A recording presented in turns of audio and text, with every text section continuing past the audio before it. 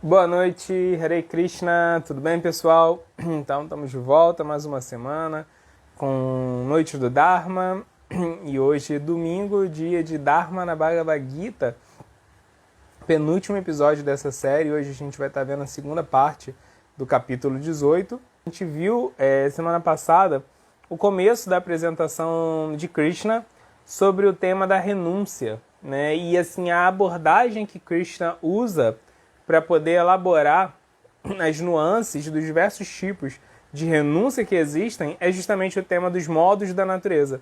Né? Krishna já tinha falado um pouco sobre esse tema dos modos da natureza antes na Bhagavad Gita, né? Já tinha falado um pouco no capítulo 3, no capítulo 5, no capítulo 7. Aí no capítulo 14 ele realmente dá assim um know-how completo, né, dos modos da natureza. E a partir do capítulo 17, ele já tira o conceito dos modos da natureza do campo teórico e começa a levar para o campo prático, para o campo da vida espiritual. E aqui no capítulo 18, Krishna vai explicar justamente o que é renúncia na ignorância, na paixão, na bondade. A gente entende que renúncia é algo muito elevado, né? Estamos atados pelos laços do afeto aos nossos desejos egoístas, né? Estamos presos a esse mundo por causa desse laço e com certeza vamos ter que renunciar ao nosso egoísmo. Agora, quando os Vedas, quando Krishna nos seus ensinamentos na Bhagavad Gita clama por isso, clama por esse tipo de renúncia, obviamente ele está falando de uma renúncia muito específica, renúncia àquilo que é desfavorável para a vida espiritual, que é justamente esse apego, né, à matéria, esse apego aos desejos egoístas que surgem dentro do ambiente material. Mas não é o desapego de tudo, porque isso sequer é possível, né? Então, Krishna vai explicando o que é a verdadeira renúncia. Né? Ele, por exemplo, fala que quando você renuncia a algo que deve ser feito só porque aquilo, né, é algo penoso, é algo assim trabalhoso, vai trazer problemas para você, essa renúncia é uma renúncia feita sobre a influência do modo da paixão, né? Porque o modo da paixão está muito conectado a essas ideias de sucesso e fracasso. Então, a renúncia que Arjuna ia fazer, Krishna meio que mostra esse conhecimento, que é um conhecimento que vale para todos nós, mas assim, ele também está querendo iluminar a questão fundamental de Arjuna, que foi posta no começo da Bhagavad Gita, que Krishna está encerrando a Bhagavad Gita, querendo dar uma explicação para Arjuna sobre como ele deve proceder de uma forma muito explícita, né? Então ele mostra que essa ideia de Arjuna de renunciar à batalha simplesmente porque envolveria assim lidar com questões desagradáveis que ele mesmo já tinha exposto, não era assim o melhor tipo de renúncia, né? Ele ia estar renunciando ao próprio Dharma, ele ia estar renunciando à sua própria missão individual, renunciando a fazer o que era correto, só assim querendo se poupar, né? Então essa renúncia de certas responsabilidades, com certeza é algo egoísta, né? E pior do que isso é a renúncia feita sobre a influência do mal da ignorância, que é aquela renúncia que você faz assim basicamente de forma passiva, seguindo a mentalidade dos outros, né? Assim, seguindo a boiada. Então, Krishna aqui está falando, não seja gado, não vai seguir a boiada não, cara. Você não pode pensar dessa forma, você tem que renunciar com a cabeça no lugar, e isso significa renunciar de acordo com os parâmetros do Dharma. Não renunciar ao Dharma, você renuncia pelo Dharma, não renuncia o Dharma, que era o que Arjuna estava querendo fazer. Né? E aí, o que significa o Dharma? O Dharma é justamente você agir nesse mundo de acordo com os interesses de Deus. E a ação é um tipo de trabalho, né? Um tipo de atividade que você desempenha nesse mundo. Então pode existir essa ideia, e esse é um tema que já foi falado no capítulo 3, no capítulo 5, e Krishna aqui resume e agrega mais essa discussão de uma forma sublime, né, usando justamente esses três modos de natureza, mas é essa questão assim de que agir e renunciar são coisas opostas. Não, né, pela visão de Krishna, agir é algo que pode ser feito com o espírito de renúncia. Não algo que pode ser feito com o espírito de renúncia, mas algo que deve ser feito com essa mentalidade. Né? Temos que agir renunciando a qualquer tipo de prerrogativa egoísta que nós tenhamos por trás das nossas ações. Né? Então, Krishna, depois, na sequência, depois de falar sobre a renúncia, ele explicou os tipos de trabalho e os tipos de trabalhadores de acordo com esses três modos da natureza. E aqui Krishna vai continuar assim explicando esses itens que compõem a nossa relação com o mundo e que podem compor a nossa relação com a transcendência de acordo com esse prisma dos modos da natureza, e vai conectar isso diretamente à essência do Dharma, né? Esse conceito do Dharma. É muito legal essa sequência de versos que a gente vai ver agora, né? E basicamente em tudo isso, nessa sequência de versos que a gente vai ver agora, que são mais ou menos uns 20 versos, né? Hoje, Krishna, ele meio que explica e termina suas explicações sobre justamente como a gente pode viver nossas responsabilidades materiais com uma mentalidade espiritual. É muito interessante que a partir desse ponto, depois que Krishna explica isso, ele vai mostrar o Dharma em relação à transcendência, né? O Dharma direto da alma, né? Então, esse é o tema já da próxima aula, que é a conclusão da Bhagavad Gita. Mas hoje Krishna está concluindo esse tópico de como vivemos o nosso Dharma em relação às nossas responsabilidades materiais. Então, vamos nessa. Vamos começar aqui a ver os versos. E hoje a gente começa do verso 29 do capítulo 18, esse capítulo que é intitulado A Perfeição da Renúncia. No verso 29, Krishna diz assim: ó conquistador de riquezas, por favor, agora ouça enquanto lhe falo com detalhes sobre sobre as diferentes espécies de entendimento e de determinação segundo os 3 modos da natureza material. Então são 2 temas, né? Entendimento, compreensão e a determinação em agir, né?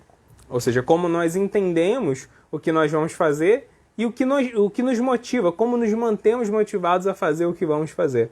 Tudo isso também pode ser influenciado pelos modos da natureza. Então, olha só, se a gente soma isso com os fatores anteriores, Krishna já falou sobre a renúncia, o trabalho e o trabalhador. Agora ele vai falar sobre a compreensão e sobre a motivação, né? Ou seja, entendendo esses 5 temas, pela perspectiva dos 3 modos da natureza, a gente entende como nós temos assim que termos uma atitude na bondade perante o trabalho, como nós podemos trabalhar na bondade, como a gente pode se motivar a trabalhar, se determinar a trabalhar, a agir nesse mundo sobre a influência da bondade, como a gente pode compreender as ações que nós vamos estar executando, o impacto dela nesse mundo sobre a influência da bondade e como a gente pode fazer tudo isso com um espírito de desapego correto, né? Ou seja, esses 5 fatores, eles sumarizam, eles assim determinam a essência do que significa agir nesse mundo de forma correta, agir nesse mundo de forma espiritual. Então Krishna continua: ó filho de Prita, essa compreensão pela qual se sabe o que se deve ser feito e o que não deve ser feito, o que se deve temer e o que não se deve temer, o que prende e o que liberta, está no modo da bondade.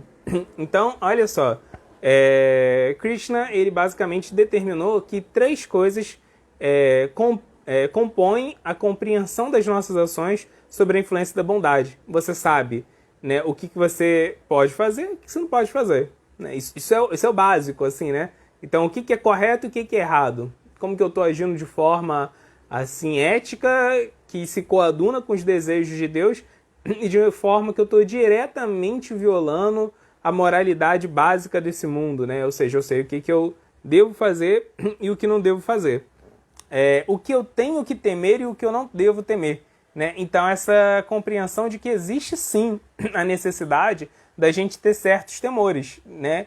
Uma pessoa que ela não tem medo de nada, isso é um mau sinal, né? Essa pessoa ela é muito tola para não ter medo de nada. Não, ou então ela é um psicopata, que também não tem medo, né? Então, assim, tem certas coisas que nós temos que ter medo. O medo ele é importante porque ele nos torna prudentes, ele nos torna cautelosos. Né? Não ter medo de algo que nós deveríamos temer com certeza não é uma demonstração de coragem da nossa parte, é uma demonstração de tolice ou uma demonstração de irresponsabilidade, né? Agora, por exemplo, a gente está no meio da pandemia. Então você não tem medo de pegar corona, não tem medo principalmente de passar para outras pessoas, não é uma demonstração de coragem, é só uma demonstração de egoísmo, né? Ou de burrice. E Krishna também fala, você tem que saber o que você não deve temer, porque você também não pode ter medo de tudo, você não pode ficar paralisado pelo medo, né? Então o medo ele também pode te engessar. Tem coisas que você não deve ter medo. Por exemplo, né, o que Krishna já alertou outras vezes, não precisamos temer a morte. Nós temos que ser, claro, prudentes no nosso dia a dia. A gente não vai agir de forma que a gente vai estar botando a nossa vida em risco. Mas a morte, ela vai vir de qualquer forma. A morte, enquanto evento metafísico, ela é um evento impossível de ser evitado. E mais do que isso, é um evento impossível de ser controlado. Então você não tem que viver paralisado pelo medo da morte, temeroso, depressivo, porque você vai morrer. Agora, ao mesmo tempo, você deve ser extremamente responsável na manutenção do seu corpo, na manutenção da sua vida, né? Então, o que eu tenho que temer e o que eu não tenho que temer faz parte da compreensão correta pelo qual nós vamos agir. E eu tenho que entender o que prende e o que liberta. Ou seja, o que eu fazendo, eu vou estar reforçando o meu egoísmo, e por causa disso eu vou estar me prendendo aos laços da lei do karma, ou então o que eu fazendo eu vou estar reforçando em mim a tendência altruísta fundamental, minha tendência a servir, que é a natureza eterna da alma, né? Então a gente precisa compreender essas coisas, né? Então, Krishna está falando aqui para Arjuna, por exemplo, você vai lutar, você tem que entender, você pode lutar ou você não pode lutar, né? Então, se Arjuna entendesse, e aqui ele com certeza já entende, né, assim, o que significa o Dharma, ele entenderia que sim, naquela circunstância, ele poderia lutar. Em toda circunstância, ele poderia cometer algum tipo de violência? Claro que não. Mas naquela circunstância ali, que era uma violência menor para evitar uma violência maior, que era permitir que um tirano, um déspota, contrário à lei do Dharma, ficasse no poder, não. Né? Então, assim, era algo que ele poderia fazer. Ali, né, dadas as circunstâncias, ali ele poderia lutar.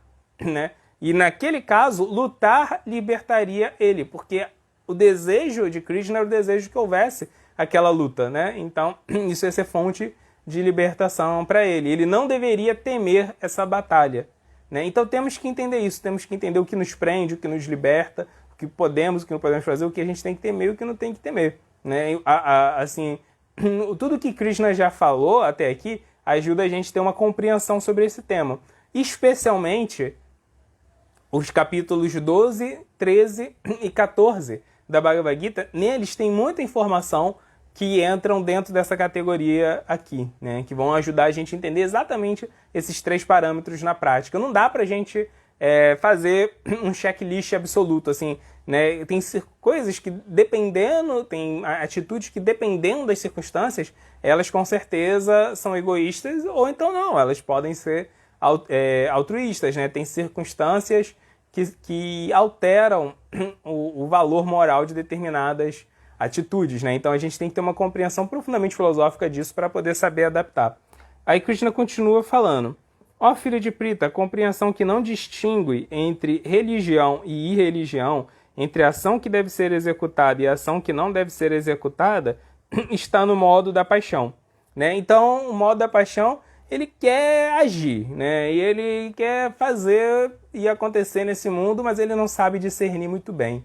Então, ele, por exemplo, um guerreiro na influência do modo da paixão, usando aqui o exemplo de Arjuna, ele vai querer, assim, batalhar por todas as causas, né? Ele vai querer sair batalhando, né? Ele vai querer sair aí sempre combativo, enérgico, vigoroso, debatendo, né? Então, assim, é essa postura, né? De não saber qual batalha vale a pena combater, qual batalha não vale a pena combater.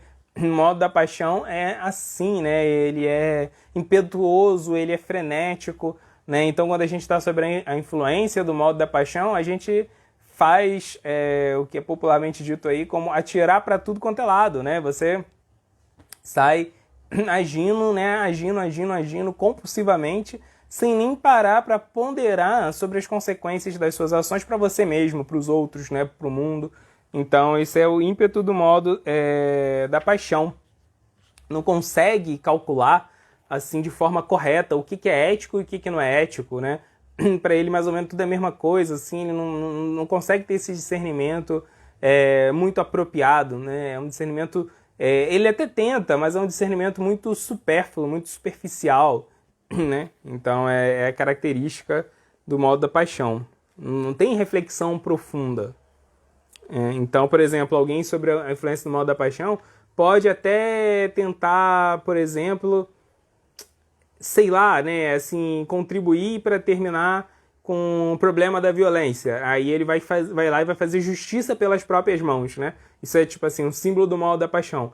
Tá lutando por uma causa que é correta, ou seja, uma causa, segundo os termos aqui de Krishna, uma causa religiosa, mas de uma forma totalmente irreligiosa, né? De uma forma totalmente antiética, uma forma totalmente imoral. E ele não consegue entender que, assim, ele tem uma causa correta, mas a forma dele agir está destruindo totalmente a causa pelo qual supostamente ele está batalhando, né? Então, isso é um modo da paixão, as coisas todas se confundem, né? Então a pessoa ela tem um discurso e tem outro tipo de postura na vida, né? O modo da paixão abre muita margem para a hipocrisia também, porque existe essa dissonância entre o que se pensa, o que se fala, o que se faz, e muitas vezes nem é por malícia, mas é justamente por uma confusão e incapacidade de refletir de forma apropriada, né? E aí Krishna continua falando, e a compreensão que considera a irreligião como religião e a religião como irreligião, que está sobre o encanto da ilusão e da escuridão e se esforça sempre na direção errada, ó Partha, está no modo da ignorância. Então isso aqui é a confusão total, né? Aquela pessoa que realmente não consegue entender o que é certo e o que é errado a ponto de confundir totalmente ambos. Totalmente, assim, né? Diferente de misturar o certo e o errado igual o da paixão, esse aqui não, esse aqui ele troca totalmente, pega coisas que eram boas, bota como negativas, pega coisas que eram negativas e considera positivas, né? Então, um exemplo muito comum da gente encontrar isso, assim, por exemplo, né, na sociedade, um tipo de ação nesse sentido é o básico, né, é da alimentação. Então, você vê, por exemplo, hoje muito menos, né, mas existe ainda, né, as pessoas, por exemplo, criticando pais que, por exemplo, atribuem uma dieta vegetariana para seus filhos desde o começo da infância. Então, né, fora de meios onde já existe mais esclarecimento sobre isso, é muito comum você ver as pessoas criticando esse tipo de postura, achando que a criança vai ficar doente, vai sofrer, vai crescer com alguma deficiência, ao mesmo tempo que, né, assim, enfiam a goela abaixo carne para os próprios filhos deles, o que com certeza é uma coisa assim, que um tipo de dieta que não tem nenhum valor científico que determine isso, e ainda é uma atitude moral. Mas, assim, existe a confusão completa, né? Aí existe a crença de que uma alimentação correta moralmente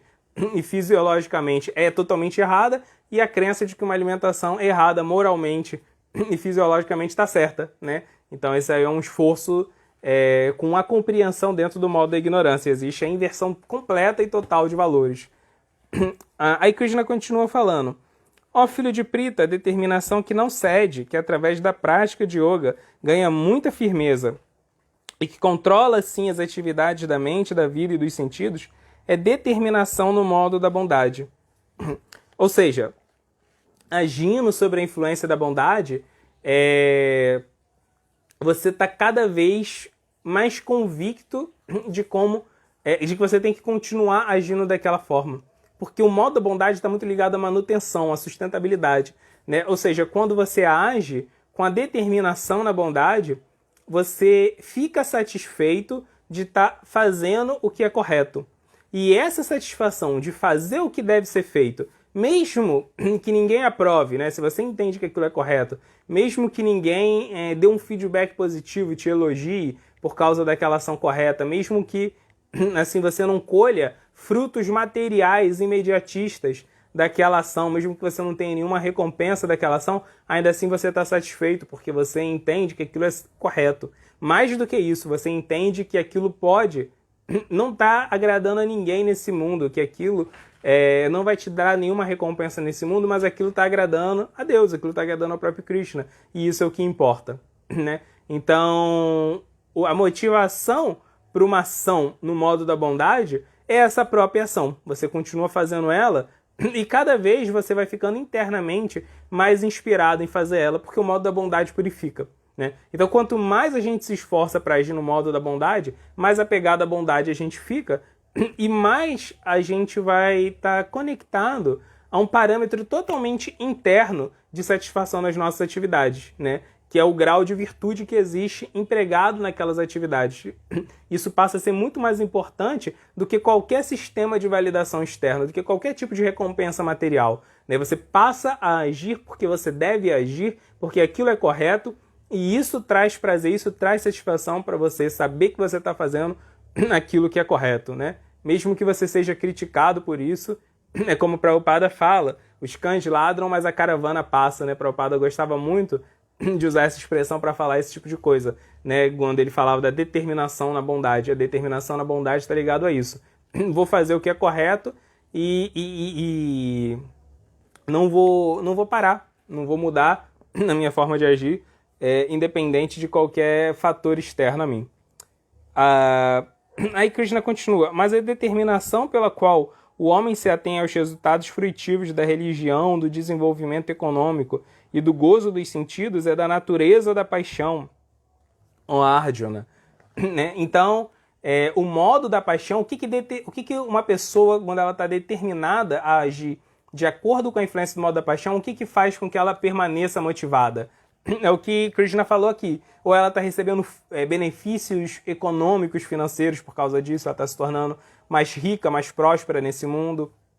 Ou ela está recebendo gozo dos sentidos, né? Ou seja, ela está sentindo prazer, ela está podendo dar prazer para os seus sentidos, satisfazendo seus sonhos, tendo sensações prazerosas, né? Comendo bem, indo para lugares agradáveis, se relacionando com pessoas que, segundo os parâmetros dela, são pessoas agradáveis, está sentindo prazer, né? Está tendo experiências boas.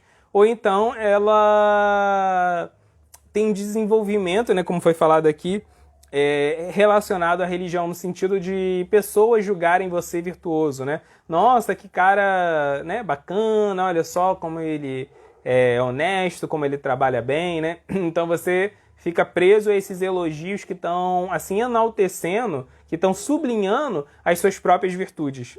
Então, o modo da paixão, quando alguém está empenhado a agir e esse empenho dele, essa motivação dele vem do modo da paixão, ele vai continuar assim, determinado a agir enquanto ele sentir que ele está recebendo esse tipo de benefício, enquanto tem algo que está voltando para ele, né? Ele está tendo um tipo de pagamento pelas suas ações, né? Ele está tendo sucesso, porque o modo da paixão, como a gente até falou hoje, é muito preso a essa dicotomia de sucesso e fracasso, né? No momento que essa pessoa justamente experimentar uma carência dessas coisas, que ela fizer aquilo que ela estava determinada a fazer e não tiver nenhum troféu, não tiver nenhuma recompensa, ninguém elogiar ela não ganhar dinheiro por causa disso, ela não experimentar uma sensação, né, de bem-estar por causa daquilo, aí a determinação dela acabou, né? A determinação dela era muito ligado a coisas externas, a fatores externos, né? Então, a determinação no modo da paixão ela é bem bipolar, né? Quando tem sucesso, bacana, vamos lá, vamos trabalhar, vamos fazer, estamos animados. Quando existe fracasso, pronto, acabou, não quero mais fazer, não quero mais saber, isso não é pra mim. E vou lá e jogo a toalha e desisto mesmo, né? Então, é importante entender isso, porque a gente vê muitas vezes isso no próprio caminho de Bhakti, né? Quando a pessoa tá assim, tá bem, tá conseguindo, né, aprender coisas novas, tá fazendo assim serviços devocionais bem feitos, tá sendo elogiado, aí a pessoa fica animada, mas quando ela se depara na primeira crise de fé dela, sério, quando se depara com a primeira dificuldade séria que vai aparecer porque o processo de Anartha Nivriti, o processo da gente purificar as nossas impurezas, vai fazer com que a gente tenha momentos difíceis, nesse momento a gente vê que muita gente desiste. Muita gente fala, não, tá bom, né, assim, não é pra mim, né, não é pra mim. Então, é isso que o modo da paixão faz, né?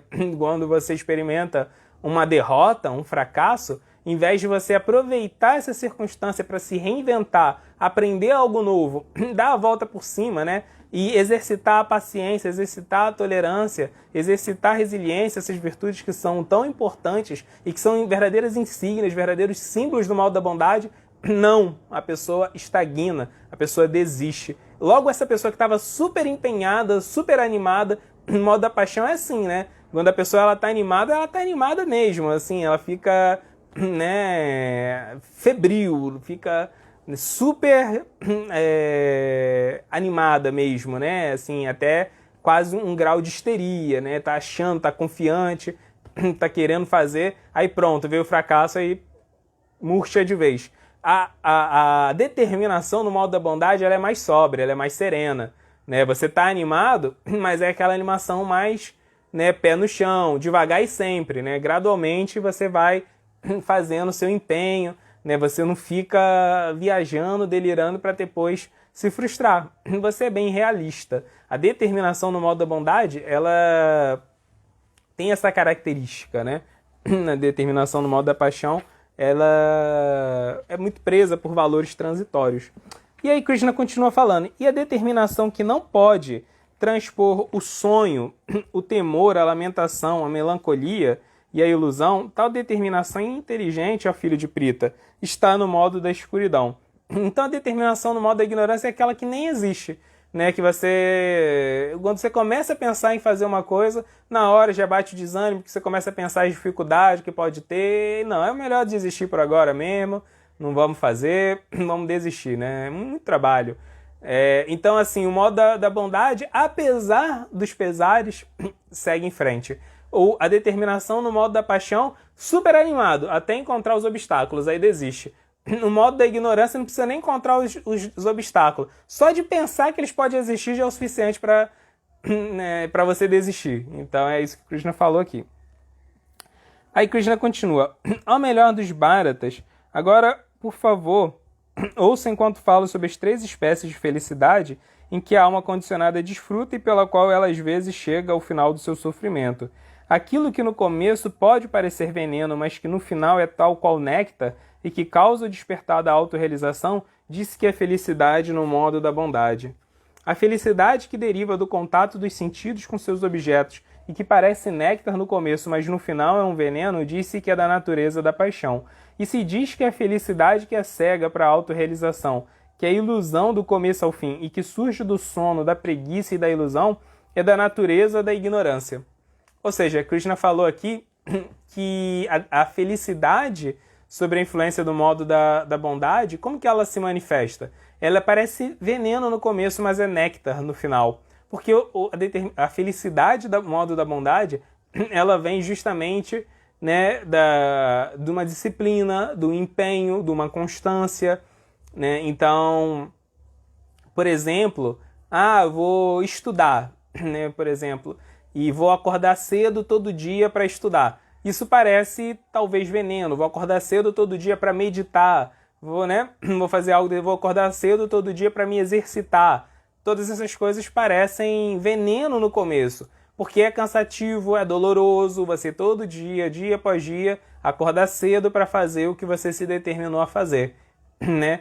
Então, assim, sem desculpas, você vai lá e acorda cedo, e tem dia que você vai estar cansado, tem dia que você vai estar muito cansado, ainda assim, você vai lá e acorda, né?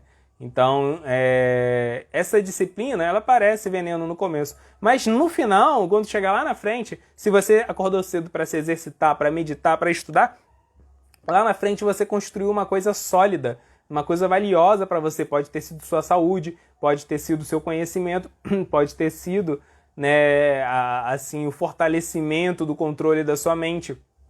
Você ganhou algo no final, algo que agora é seu, né? Então, no final, é néctar. O modo da paixão é diferente. O modo da paixão, ele é veneno, ele é néctar no começo, mas ele é veneno no final, né? Então, vou fazer essa coisa agora aqui que é muito prazerosa, mas depois, né, você se dá mal, né? Depois você vai colher o veneno, vai ter o revés. Então, por exemplo, agora vou comer todas essas coisas aqui que eu tô com vontade de comer. Na hora que você tá comendo, aí é néctar, né? Tô ali sentindo todo o sabor que eu queria. Aí comi um monte de coisa, né? E tudo junto ali, comi bolo, sorvete, pizza, tudo junto. Tudo que eu queria comer, que deu prazer pra minha língua, mas no final vou passar mal, vou ter uma indigestão, vou ficar com azia e vai ser veneno, né? No final é veneno. Então, o modo da paixão é assim, extravagância, é querer desfrutar e se dar mal, né? No final, tem o veneno aí que você não estava querendo, né? Então, todos os exageros dos sentidos no final vão ter um preço caro, vão ter um efeito colateral brabo. E o modo da ignorância, a felicidade no modo da ignorância, ela nem é, assim, néctar em momento nenhum, né? Ela é veneno o tempo todo, como foi falado aqui. Por quê? A felicidade no modo da ignorância não é a felicidade de fazer algo que depois você vai ter que pagar por aquilo, né? Porque a felicidade da paixão, ela é uma coisa muito transitória. Você sente prazer imediatista e paga o preço depois. O modo da bondade é diferente. Você paga o preço primeiro, mas depois você vai sentir prazer, felicidade de uma coisa que é real, uma coisa que é tangível, uma coisa que é verdadeira, né? Que não foi imediatista, uma coisa que é sua mesmo. Agora, o prazer da ignorância é só o prazer de postergar, de procrastinar, de não fazer nada, de inventar desculpa para não fazer, de ficar, assim, desfrutando da própria preguiça, né? Então não é prazer nenhum, né? Você não está nem sentindo nenhum prazer, não está tendo nenhum ganho imediatista, nem no futuro. Na verdade, é o prazer de enrolar, né? É o prazer de não ter nada. Então esse é o prazer, é a felicidade na ignorância. Ela não é nem falsa, ela não é nem verdadeira no começo, nem verdadeira no final. Ela é falsa o tempo todo, ela é prejudicial o tempo todo, né? Então essa é a felicidade no modo da ignorância. Aí Krishna continua falando, aqui ou entre os semideuses, nos sistemas planetários superiores, não existe ser algum que esteja livre destes três modos nascidos da natureza material. Os brahmanas, os kshatriyas, os vaishyas e os shudras distinguem-se pelas qualidades que nascem de suas próprias naturezas de acordo com os modos materiais, ó castigador do inimigo. Então agora vai entrar numa sequência aqui importante de versos, que é a última sequência de versos que a gente vai ver hoje. Só um instante.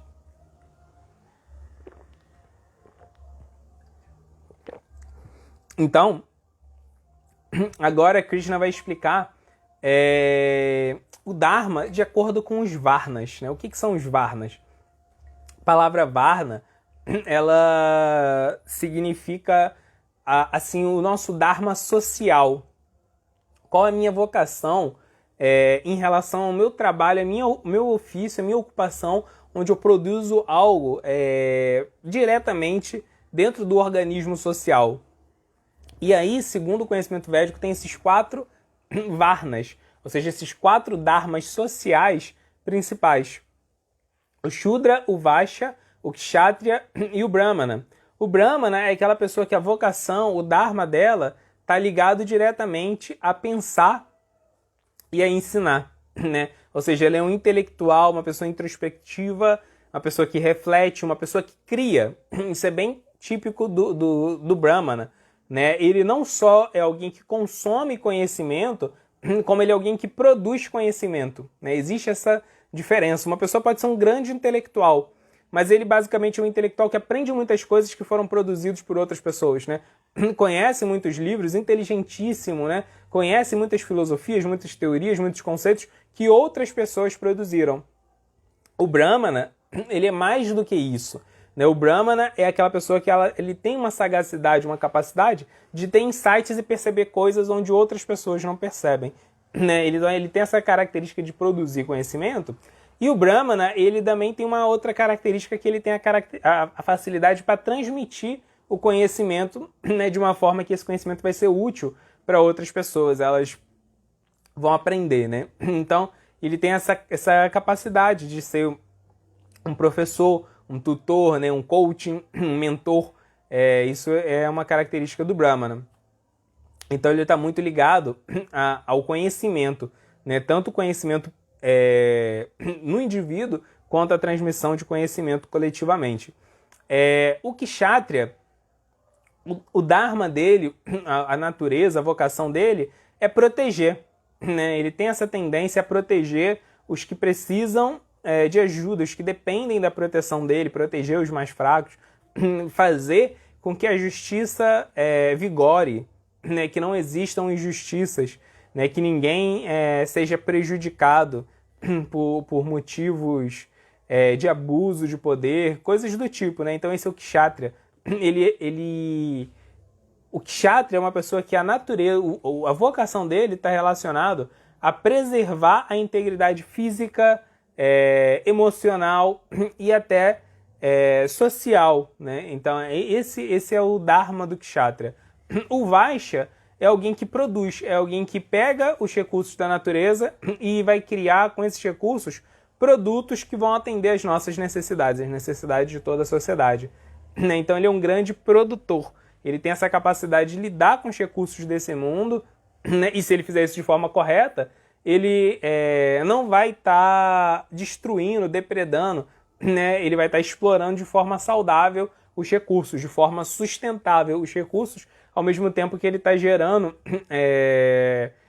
assim, valor na sociedade, né? Ele está agregando valor a esses produtos que ele gera e por causa disso ele está movimentando a economia, né? Esse é o Dharma do Vaishya.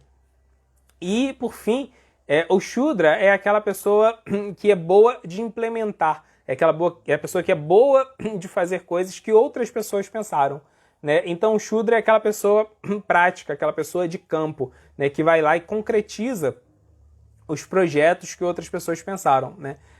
Então existe uma corrupção desse sistema aqui do Varna, que é justamente o sistema de castas, né? O sistema de castas ele tem dois erros, né? Tem digamos assim, contaminações dentro do sistema de castas.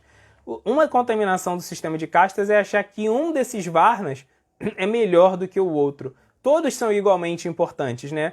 Mas aí no sistema de castas você vai ver que o Brahmana ele é mais apreciado porque ele é o intelectual, porque ele é o sacerdote, porque ele é o erudito.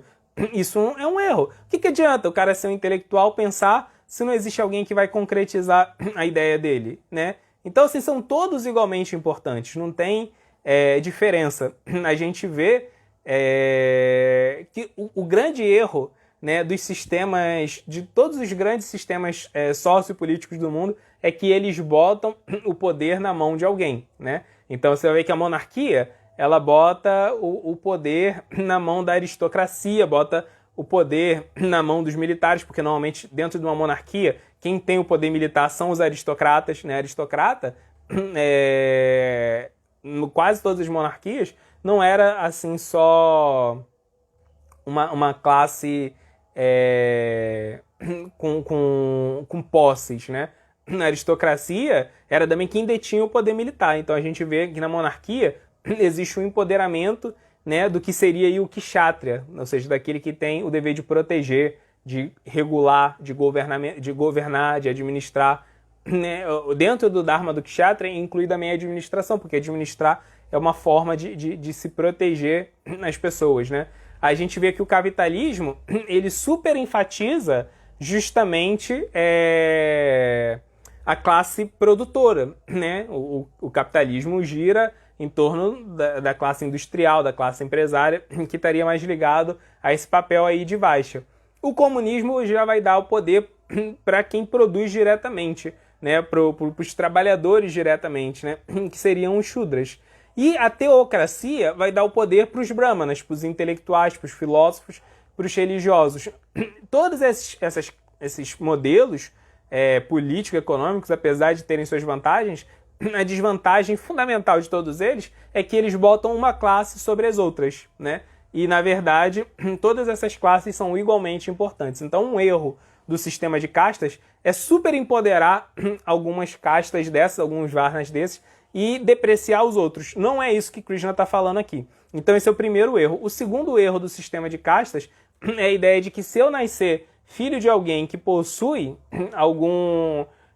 que está dentro de algum desses varnas, que necessariamente por razões kármicas eu vou herdar esse varna. E isso não é verdade, né? Como que eu sei qual é o meu varna? Só testando, só investigando. Essa é a forma da gente saber. Então o sistema de castas não tem nada a ver com isso, é uma deturpação total e completa do que está sendo explicado aqui, tá bom? Então agora Krishna vai falar quais são os parâmetros, quais são os principais valores e virtudes que têm que ser desenvolvidos por quem tem cada um desses varnas, né? Então, do Brahmana, né? Aí Krishna fala assim: tranquilidade, autocontrole, austeridade, pureza, tolerância, honestidade, conhecimento, sabedoria e religiosidade são estas as qualidades naturais com as quais os Brahmanas agem. A gente já fez até uma live só sobre essas 9 qualidades, né? Foi quando a gente falou sobre qual é o Dharma da educação. Foi uma live bem lá atrás, foi uma das primeiras, né? Mas a gente falou com calma sobre cada um desses 9 aqui. Mas assim, só recapitulando bem rápido aqui, né? Então, tranquilidade, ou seja, a pessoa ela é pacífica, né? Ela é tranquila no sentido de que ela é satisfeita com aquilo que ela possui, né? Essa tranquilidade que está sendo falada aqui. Autocontrole, né? Tem a capacidade de tolerar os seus impulsos, sua raiva, sua luxúria, sua ganância. Austeridade, né? Austeridade é fazer aquilo que é certo, mesmo que seja desagradável, e não fazer aquilo que é errado, mesmo que seja agradável. Pureza, né? Pureza é o desejo de não explorar os outros. Tolerância, então isso que a gente falou hoje, né? De permanecer empenhado em fazer aquilo que é certo, apesar das dificuldades. Honestidade, né? Honestidade significa não ter duplicidade, não ter hipocrisia, não ter, de realmente assumir suas fraquezas, assumir suas limitações, né? Então, honestidade, não ter problema com isso, né? De entender que eu tenho certas limitações. Conhecimento, significa tanto conhecimento teórico sobre o mundo material quanto o mundo espiritual, e sabedoria, significa saber botar esse conhecimento na prática. E religiosidade, né? Entender que Deus que é a fonte... Deus é a fonte de todos os valores, virtudes, conhecimentos que a gente vai ter. Essa religiosidade aqui, essa percepção de Deus em cada atividade que você vai fazer, né? Então, significa que mesmo quando eu for fazer uma atividade social, né? Mesmo quando eu for trabalhar, me relacionar com a minha família, quando eu for me alimentar, qualquer atividade, né? Por mais simplória que seja, que eu tenha uma percepção de que eu posso me conectar com Deus através daquela atividade, né? Então essas são as qualidades fundamentais de um Brahmana, porque um Brahmana ele é um educador, né? E para você educar, você tem que ser capaz de dar o exemplo, não só de dar informação, você tem que ser capaz de dar o exemplo. Então essas aqui são as qualidades de um educador, né? Aí depois Krishna fala: heroísmo, poder, determinação, destreza, coragem na batalha, generosidade e liderança são as qualidades naturais das atividades dos kshatriyas. Então, resumindo, o kshatriya ele tem essa característica, né? Ou seja, a pessoa que vai proteger, né? De ser destemida mesmo, né? De se arriscar em prol do bem-estar dos outros, né? De ser capaz de assumir os problemas dos outros para si mesmo, né? Puxar a responsabilidade para você. Isso é um kshatriya de verdade, né? Então, um advogado, um militar, um político, um administrador, todos eles estão dentro desse Varna, né? Estão dentro dessa categoria. E eles vão estar justamente vivendo o seu Dharma de forma correta à medida que eles tiverem essa capacidade de olharem os problemas dos outros e se responsabilizarem pelos problemas dos outros, né? Os problemas sociais, puxarem isso para eles e resolverem, né? Com coragem, sem corrupção, sem hipocrisia, né? Assim, realmente serem capazes de resolver esses problemas. Aí Krishna continua falando: a agricultura, a proteção às vacas e o comércio são as atividades naturais dos Vaishyas, e os Shudras devem executar trabalho e serviço para os outros. Então vamos lá. A agricultura, a proteção às vacas e o comércio são as atividades naturais dos Vaishyas, né? Então, os Vaishyas vão produzir, né? Assim, a produção agrícola é a principal produção, porque comer é o mandato biológico fundamental nosso, né? E outra coisa, a alimentação nossa, ela influencia a nossa psicologia. A gente tem muitas pesquisas hoje que falam sobre isso, e isso já era conhecido desde a época da Bhagavad Gita, né? Lembra que Krishna já falou no capítulo 17 como existe alimentação na bondade, na paixão e na ignorância, e como isso afeta a nossa psicologia, né? Hoje existem muitas pesquisas científicas que corroboram isso. Então, o Vaishya ele tem que produzir, ele tem que gerar produtos agrícolas na bondade, para a gente poder garantir que a gente vai ter uma sociedade tanto saudável física quanto saudável psicologicamente, né? Então ele é meio que o guardião da sanidade e da saúde da população. Isso é muita coisa, né? Proteção às vacas, né? Então a vaca ela é o símbolo do modo da bondade na cultura védica, e é dito que a vaca, dentro da cultura védica, ela é considerada o animal que é mais fácil da gente desenvolver empatia, amizade. Quando a gente começa a desenvolver essa relação de amizade com as vacas, né, de cooperação, de ajuda mútua, é fácil depois da gente ir transpondo isso para outras espécies não humanas, para outros animais, até para outros vegetais. Com a vaca é mais fácil da gente começar esse processo de tirar a humanidade como sendo o centro da existência e passar a ter um espírito de cooperação com os outros seres, né, não humanos. E por fim o comércio, né, o comércio feito de forma justa é muito bom, porque o produtor ele vai poder ter lucro, né, pelo qual ele vai poder se manter sua família, manter seus dependentes, até desfrutar desse lucro, e ao mesmo tempo ele vai poder empregar esse lucro que foi obtido de forma honesta, sem explorar o seu produto, ele vai poder empregar esse lucro para poder gerar caridade, para poder gerar mais empregos na sociedade, né? Então esse lucro, quando revertido de forma a causar um impacto social saudável, é incrível, né? E por fim, o Dharma do Shudra, aqui falou que é fazer trabalho para os outros. Então, se a gente só lê a Bhagavad Gita aqui, a gente pode ter uma compreensão errada disso, né? Pode parecer que o Shudra ele só vai lá e trabalha para os outros. Não é bem assim. Esse ponto é elaborado no Srimad Bhagavatam. Por quê? Porque o Shudra ele leva para a prática as ideias de outras pessoas. Ou seja, todos esses Varnas que foram falados até agora, o Brahmana, o Kshatriya e o Vaishya, eles dependem de um grupo de pessoas práticas, de pessoas que têm a capacidade de ir lá implementar, fazer as coisas acontecerem para ajudarem ele, né? Então, brahmanas, educadores, né, vão precisar disso, intelectuais vão precisar de pessoas que os ajudem, administradores, né, pessoas que vão estar protegendo a sociedade, e até mesmo produtores, comerciantes vão estar precisando. Cada Shudra vai ser diferente, porque cada Shudra vai ter a tendência psicológica a se filiar a cada uma desses tipos de atividades. Tem o Shudra que naturalmente ele é mais brahmínico, ele é mais ligado à ideia de ajudar, de cooperar com o Brahmana.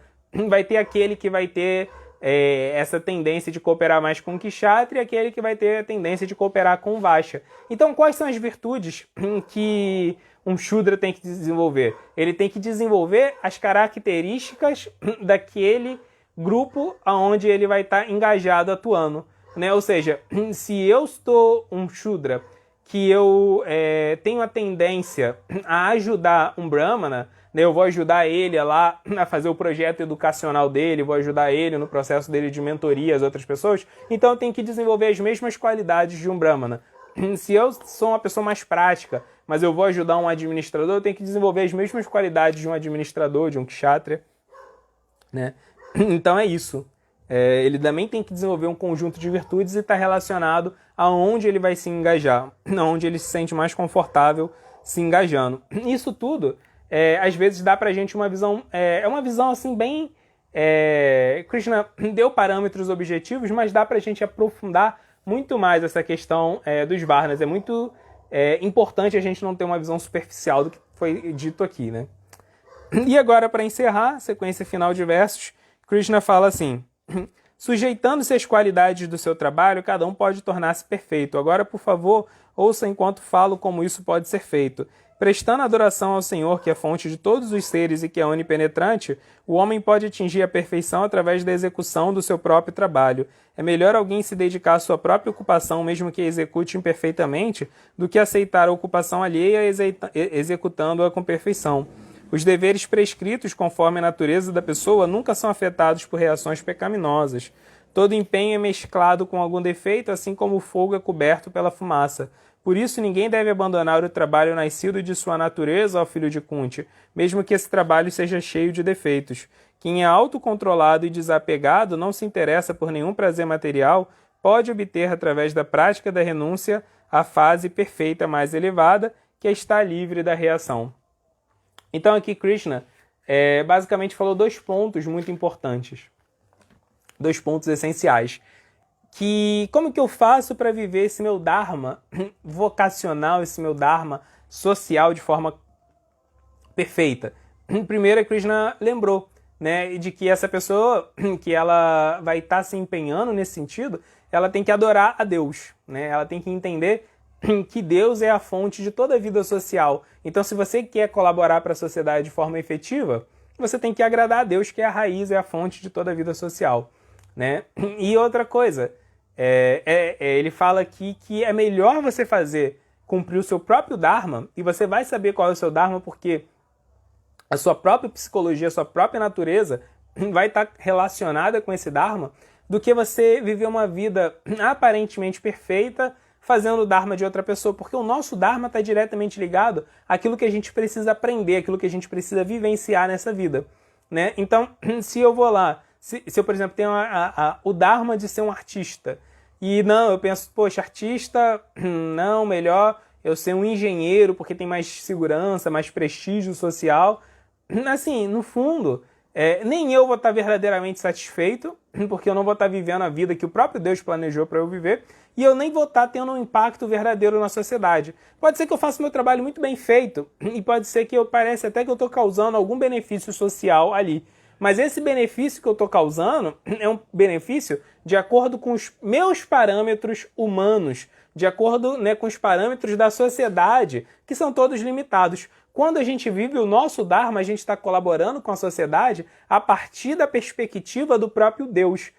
Deus que fez esse chamado, Deus que, né, a palavra vocação vem de vocatio, né, que significa justamente chamado. Deus está chamando você para uma ação porque ele entende que se você fizer aquilo, você vai estar criando benefícios sociais que ele considera relevante a partir da visão dele, que é onisciente, ele está vendo o futuro, nós não estamos, né? Então a gente só vai estar conseguindo ajudar o mundo de verdade e, de fato, ajudar a nós mesmos, só vamos estar aprendendo aquilo que nós devemos aprender nessa vida e só vamos estar conseguindo agradar a Deus totalmente a partir do momento que a gente entende e atende a nossa vocação, né? Então, Krishna lembrou esse ponto aqui. E ele falou, problemas, defeitos, contratempos vão ter mesmo quando você viver o seu Dharma. Não é porque está aparecendo problema que não é o seu Dharma. Ele falou, o fogo é por fumaça, é assim mesmo, né? Vai ter problemas mesmo quando você está vivendo o seu Dharma. Por que ele está falando isso? Ele está falando isso com certeza pra gente. E, assim, está falando pra Arjuna também, né? Porque a Arjuna estava diante de uma situação paradoxal, de uma situação assim, muito incômoda. O Krishna estava falando, é assim mesmo, irmão. Vai ter problema mesmo quando você estiver vivendo o seu Dharma. Tá bom, pessoal? Então é isso. Terminamos a penúltima sequência de versos da Bhagavad Gita. Então vamos ver se temos perguntas ou comentários. Primeiro a Lenice. Boa noite, Lenice. Hare Krishna. A Lenice comentou assim, a Inquisição e as Cruzadas foram atos religiosos feitos no modo da paixão? Boa, foram, né? Porque misturaram aquilo que era religioso com aquilo que era irreligioso, né? Misturaram religião com superstição, misturaram, assim, ética, moral com julgamentos precipitados, com imperialismo, né? Então, sim. Quando a gente para pensar na Inquisição, também é importante a gente não ter uma visão caricata e anacrônica da Inquisição, né? A Inquisição foi muito ruim, né? Mas a gente também tem que entender o contexto histórico onde a Inquisição ela aconteceu, né? Porque a Inquisição ela também veio num contexto cultural, num contexto político, onde não existiam sistemas jurídicos bem desenvolvidos como a gente tem hoje, né? Então, muitas vezes, existem muitos historiadores, e eu achei bem interessante que no ano de 2001, há 20 anos atrás, teve um grupo de historiadores ateus, eles não tinham nenhuma ligação com a igreja, que eles fizeram uma série de artigos acadêmicos mostrando como os julgamentos que eram feitos dentro da Inquisição normalmente eram muito mais brandos do que os outros tipos de julgamentos que tinham na Europa, fora da Inquisição, né? Então, a Inquisição fez muitas coisas horrendas, com certeza. Tá aqui dentro desse modo da paixão, você apontou certinho, Lenice. Mas muitas vezes, assim, a gente tem uma visão estereotipada quando a gente vê algum filme sobre a época, de que a Inquisição era a pior coisa que tinha na época.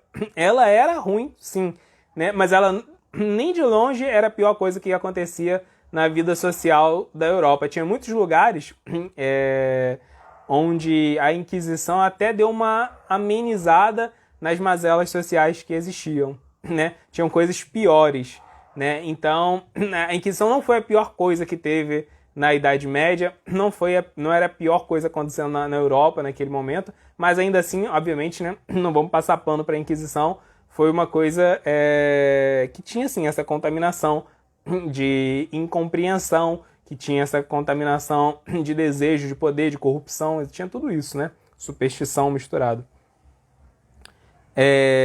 O Luiz, boa noite, Luiz, Hare Krishna. O Luiz comentou assim: o modo da paixão seria um estado de loucura? Uma pessoa que está no modo da paixão seria uma pessoa que não se pode confiar? Seja qual for a forma de estado da paixão que se encontra, seja por atração a uma pessoa, seja por agir de forma da paixão na política, de como uma pessoa queira resolver algo neste estado da paixão, exemplo, como uma pessoa que age como um justiceiro contra uma violência que foi feita, ou seja, uma pessoa que está no estado da paixão seria uma pessoa perigosa e não confiável. Boa. Então vamos por partes aqui. O modo da paixão seria um estado de loucura? Tanto a paixão quanto a ignorância são tipos de loucuras, né? Porque no modo da paixão você acaba tendo uma visão muito unilateral, né? Você só vê as coisas por uma única perspectiva. Você fica tendencioso, fica partidário de uma visão de mundo. E você perde a capacidade de fazer um esforço dialético, né? De você ouvir as ideias contrárias, de ouvir outras ideias e equilibrar, né? E dialogar com outras ideias. O modo da paixão faz isso, faz com que você fique extremamente fixo na sua própria visão reduzida da realidade, né? Então o modo da paixão muitas vezes impede você de ver os defeitos daquela ideologia, daquele grupo, né, daquele pensamento, daquela pessoa a quem você está apegado, né? Seja uma pessoa com quem você está assim apaixonado, seja um líder político, seja um líder religioso, né? Assim você perde a capacidade de discernimento, né? Então você só sabe olhar as coisas por uma única perspectiva. Isso é um tipo de loucura, né? Porque a realidade, ela se apresenta diante de nós muito diversificada. E se você só consegue olhar para uma parte da realidade, apesar de outras partes da realidade estarem pulando diante dos seus olhos, né? Isso é um tipo de loucura. E o modo da ignorância é um tipo de loucura ainda mais grave, porque o modo da paixão, a pessoa só olha para a vida, só olha para os fatos, né, a partir de uma perspectiva. O modo da ignorância, a pessoa nem olha de perspectiva nenhuma, ela nem pensa, ela nem reflete, né, ela nem tem esse vigor de defender uma ideologia de que alguém que está no modo da paixão. Ela é gado mesmo, né? Ela só segue o rebanho sem nem pensar, sem nem refletir, ela só sabe seguir. No modo da paixão, ele pelo menos segue algo, né? Mas assim, que ele tem convicção, e é uma convicção imbecil, né? Porque é incapaz de dialogar com os outros fatos. Mas o modo da ignorância é muito pior, porque assim, não tem nem convicção nenhuma, só segue por seguir, porque é mais fácil, porque é mais prático, porque se perdeu totalmente a capacidade de pensar, né? Então, ambas as pessoas que estão sob a influência da paixão e da ignorância, elas não são confiáveis, né? A gente vai encontrar muitas pessoas que, para algumas coisas, elas estão na bondade, para outras, elas estão na paixão. Então, pode ser que uma pessoa, por exemplo, seja confiável para algumas coisas, mas para outras ela não seja, né? Não é que também uma pessoa ela está totalmente na paixão em todos os aspectos da vida dela. Não, para algumas coisas a mesma pessoa pode estar na bondade, na paixão, na ignorância. Para algumas coisas você pode confiar nela, para outras não, né? Então, o fato de alguma pessoa em determinadas partes da vida dela estar sob a influência no modo da paixão, no modo da ignorância, não torna ela uma pessoa na qual você não pode confiar em nenhum aspecto. Significa que em determinados aspectos você não pode confiar, né? Mas sobre outros não. Talvez sobre outros prismas, em outros setores da vida, ela seja uma pessoa totalmente merecedora da sua confiança, da sua atenção, né? Então a gente tem que aplicar também esse discernimento na bondade, fazendo esse discernimento caso a caso, né? A gente tem que olhar e ver o que vale a pena ouvir, não vale a pena não ouvir da mesma pessoa, né?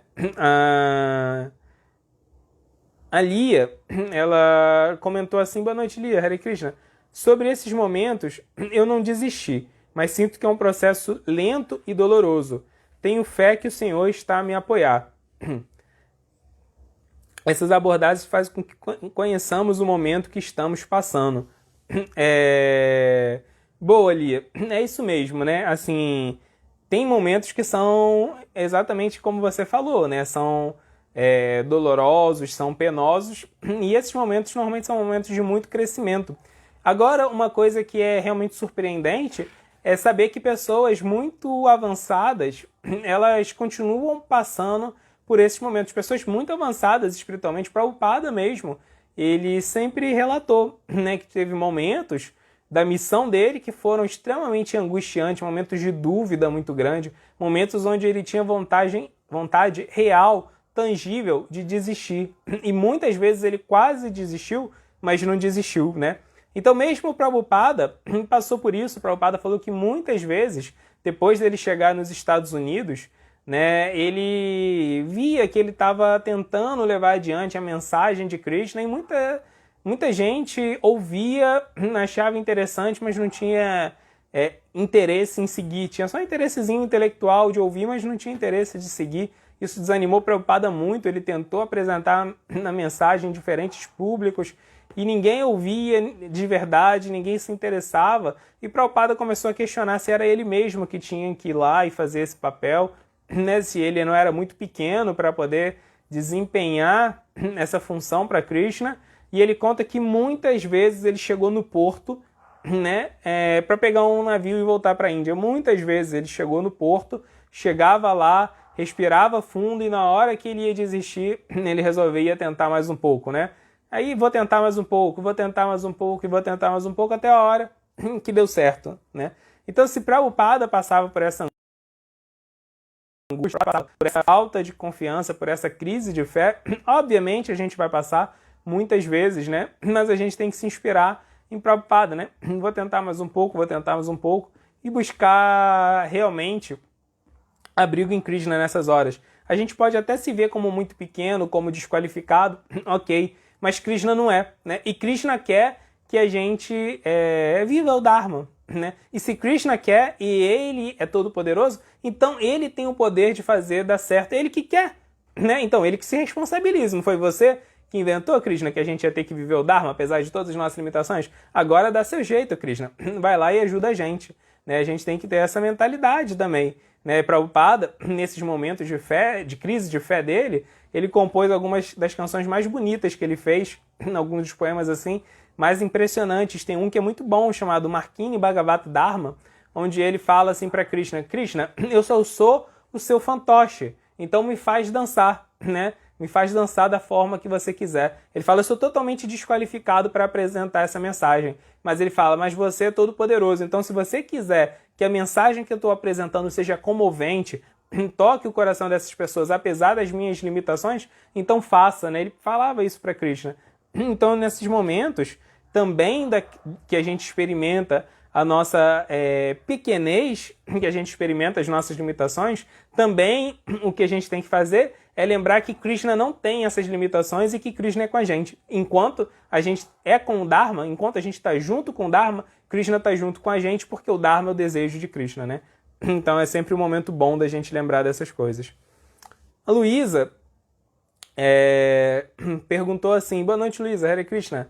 Qual o lugar do artista nesse sistema?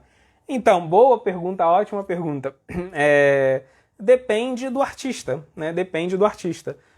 Porque tem um artista que é um intelectual, que está criando, né? Esse aí é um Brahmana. Então, por exemplo, você pega uma Jane Austen, ela é uma Brahmana, né? Ela é uma intelectual. Imagina, ela estava observando a sociedade da época dela e fazendo uma crítica social que, né, quem conseguia, quem teve a sofisticação, né, a capacidade de fazer aquele grau de crítica que ela teve, né? Ela criticou a sociedade inglesa de uma forma assim, né, com uma ironia muito preciosa, né, muito inteligente, muito sagaz, muito rica. Ao mesmo tempo, a gente vê reflexões profundas sobre a vida na obra dela. Então aí um exemplo de uma artista sobre a influência do modo da bondade. Desculpa, da influência do modo da bondade não, desculpa, sobre a natureza de um Brahmana, né, sobre a natureza intelectual.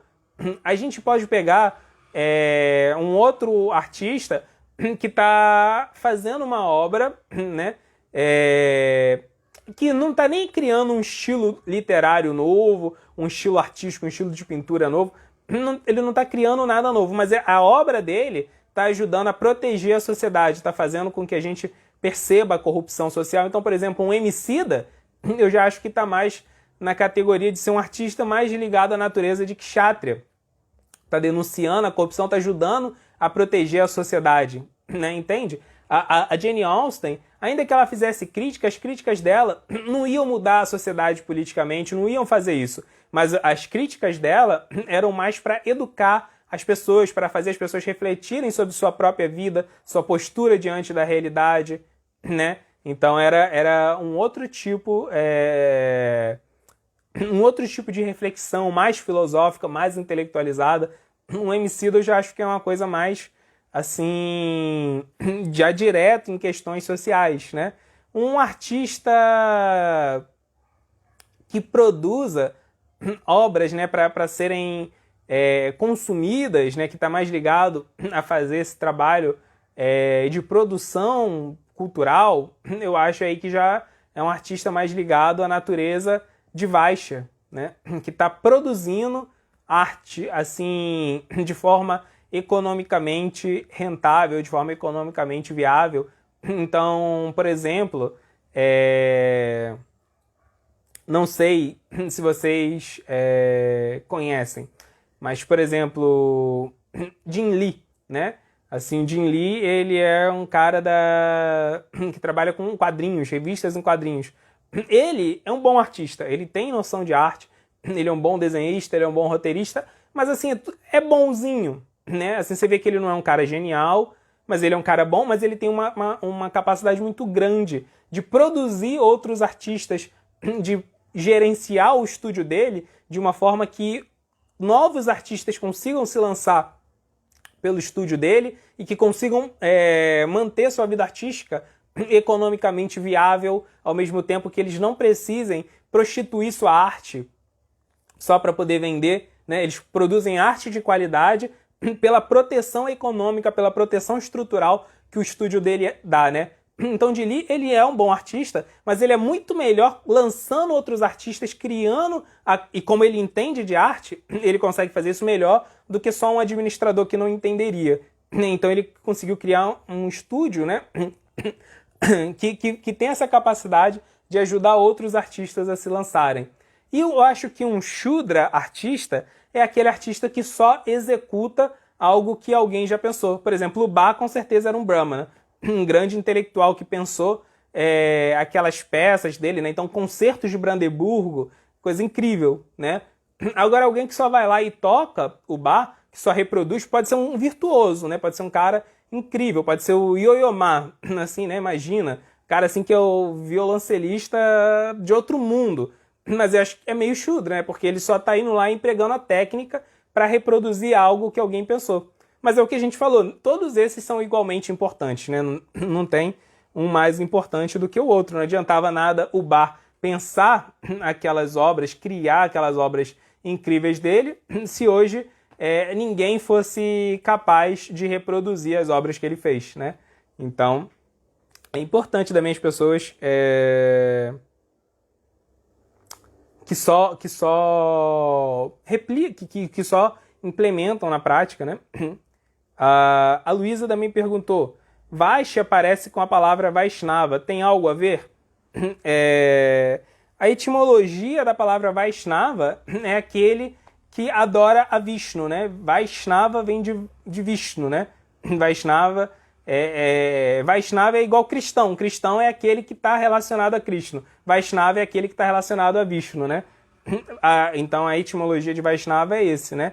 A etimologia de Vaishya eu não sei. mas eu acho que não tem nada a ver não, né? Realmente eu não sei, desconheço qual é a etimologia de Vaishya, mas eu acho que não tem nada a ver com Vaishnava não, mas posso pesquisar. Tem uns amigos assim que são muito bons em sânscrito, podem falar isso aí com mais precisão do que eu. Onde os cientistas e médicos se enquadram nesse sistema? De novo, né? Depende muito do tipo de cientista e médico, né? Porque, por exemplo, tem o biólogo que vai realmente ter sacadas sobre a fisiologia humana, vai ter o médico que vai criar um estilo de cirurgia novo a partir da percepção muito acurada que ele tem da fisiologia humana, e tem outros médicos que só vão ser cirurgiões, né? Entende? Então aquele médico que pega a técnica de cirurgia, ele nem pensa assim para poder criar uma técnica, ele é muito bom em ir lá e executar. Ele é Shudra. Por quê? Né? Shudra não significa que não tenha preparo intelectual. Claro que pode ter, não tem nada a ver com isso, mas não tem a criatividade, não tem a capacidade de criar algo novo. Então o cirurgião que vai lá e faz a cirurgia de forma perfeita, né? Assim, muito competente, Shudra. Agora, o médico que tem a sagacidade de criar uma técnica de cirurgia nova é um Brahmana, um intelectual que está criando, né? Ele cria e depois, como Brahmana, né? Que ele vai lá e vai ensinar essa técnica para outras pessoas. Talvez o cara que só faça a cirurgia faça ela até melhor do que o cara que criou. Tenha mais perícia, né, do que o cara que criou. Isso pode acontecer, né? Então, se você é Shudra, se você é Kshatriya, se você é Vaishya, isso não significa que você não seja um intelectual.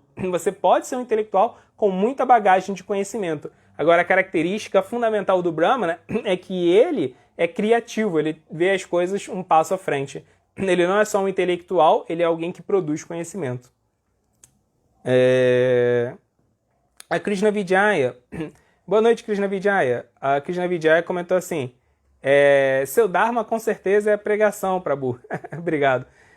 Você consegue transmitir de forma clara e convincente a consciência de Krishna. Suas aulas são um bálsamo nesse tempo de pandemia, principalmente. Estou um pouco triste porque não temos mais suas aulas diárias. Bem, primeiro, obrigado, Krishna Vijaya. A gente agradece aí o elogio, mas aqui no Clube do Dharma não sou só eu, né? Tem toda uma estrutura, né? Tem todo mundo aqui fazendo o seu papel, também tá todo mundo aqui desempenhando os seus dharmas. Também tem a Damodara, o Dira, a Lilesvara, o Nityananda, e tem a galera nova que tá chegando. Então, tá todo mundo aí contribuindo pro projeto aí pra frente. Então a gente agradece também todo mundo, né? Essa aqui é a ideia, todo mundo vai usando o seu Dharma, não adianta eu falar aqui, por exemplo, se não tivesse tido a divulgação, se não tivesse a galera para poder resolver os problemas técnicos, né? Então, isso que é uma das características do Varnashram, que é a sociedade centrada no Dharma, que ela só vai para frente porque tá todo mundo cooperando a partir da sua natureza e todo mundo bota Krishna no centro, aí as coisas funcionam, né? Então, o protagonista dentro do Varnashram é Krishna. E todo mundo executa o seu Dharma, todo mundo é coadjuvante de Krishna. E Krishna vai fazer com que o Dharma de todo mundo seja importante, né? Agora, sobre o segundo ponto de que a gente não está tendo mais aulas diariamente, pode ficar tranquila que mais aulas estão vindo aí, mais programas para o Clube do Dharma estão vindo aí. Esse mês mesmo vai estrear um programa novo que é o Buddhi. O Buddhi são questões que são assim de interesse tanto da filosofia secular quanto da filosofia espiritual. E quem vai debater as questões no Buddhi com a gente é o Ramacharita. Né? O Ramacharita, ele é professor de filosofia e é praticante de Bhakti há décadas, né? Então o programa Buddhi vai estar estreando no dia 20 de janeiro. E esse é só um dos programas novos, né? Que nós vamos ter. Mês que vem vão estrear mais programas novos, né? Um deles é o Dharma da Era, que vai ser com o Guru Sevananda. É um programa de mantras, né? Vai ter também o Krishna Yoga, que vai ser um programa de yoga em consciência de Krishna, né? De Hatha Yoga em consciência de Krishna com a Mani Manjari. Tem novos programas vindo aí e eles vão suprir essas lacunas do Noite do Dharma. E também tem boas razões para a gente ter diminuído o Noite do Dharma, né? Vão demorar um pouquinho ainda para se manifestar, mas a gente está trabalhando em outros projetos, a gente já falou um pouco disso, né? Um projeto desse é justamente a jornada da vocação, que é esse curso aí que a gente está criando para ajudar as pessoas a se encontrarem nas suas vocações, né? Então a gente está podendo trabalhar mais nele. Tem 2 livros do Clube do Dharma que a gente está aí produzindo, né? Então, um deles deve chegar esse ano, o outro no ano que vem, né? E também a gente tem uma das nossas principais metas, que é uma coisa que está dando bastante trabalho, mas está sendo muito gratificante, que a gente está planejando um curso de pós-graduação em Vedanta, em Vaishnavismo, tá bem legal esse esforço de produzir isso. Também a gente espera que ano que vem esteja chegando, né? A gente está trabalhando firme nisso, mas não é tão rápido, mas são coisas aí que, se Krishna quiser, vão se manifestar. Então, a gente tem um motivo aí justo para diminuir a Noite do Dharma, mas fica tranquilo que novos programas vão começar a chegar. A Flávia comentou assim: boa noite, queridos, Hare Krishna, Flávia. Por mais que Prabhupada fosse lúcido em relação às suas limitações, em nenhum momento ele pareceu não confiar em Krishna. Então, pareceu, com certeza ele confiava totalmente em Krishna. Mesmo quando ele desconfiava dele mesmo, ainda assim ele confiava em Krishna, né? Essa é com certeza a característica de um devoto, né? Tem até um mantra que fala isso: Mukam Karoti Vachalam Pangam Langayate Gurim Yati Kripa Tamaham Vade Shri Guru Dinatarinam, né? Que pela misericórdia do mestre espiritual, um mudo pode fazer discursos eloquentes e uma pessoa coxa pode atravessar, subir montanhas, né? Então, existe essa fé. Um devoto, mesmo quando ele desconfia dele mesmo, ele acredita que ele pode cumprir o Dharma dele com a misericórdia de Krishna, com a misericórdia do mestre espiritual. Então, ele pensa, né? Olha, eu posso até ser desqualificado, mas se Krishna quiser me usar como um instrumento dele, e ele vai fazer isso através do conhecimento que ele vai estar revelando pelo mestre espiritual, perfeito, né? Eu vou lá e vou me expor, eu vou lá e vou fazer o que eu tenho que fazer, e Krishna que controla, né? Então a gente tem que, quando a gente preserva a fé em Krishna, preserva a fé no mestre espiritual, mesmo que a gente duvide da gente, a gente vai lá e cumpre o nosso Dharma, né? Anita Kishore, Hare Krishna, Mataji, tudo bem? A Anita Kishore comentou assim: o que você quer dizer com meio Shudra? Sim, meio Shudra, porque existe um conceito chamado Varnabhasa, né? Na verdade, uma pessoa ela pode ter misturas de Varnas. Ela pode, todo mundo tem um Varna principal, mas podemos ter Varnas secundários, né?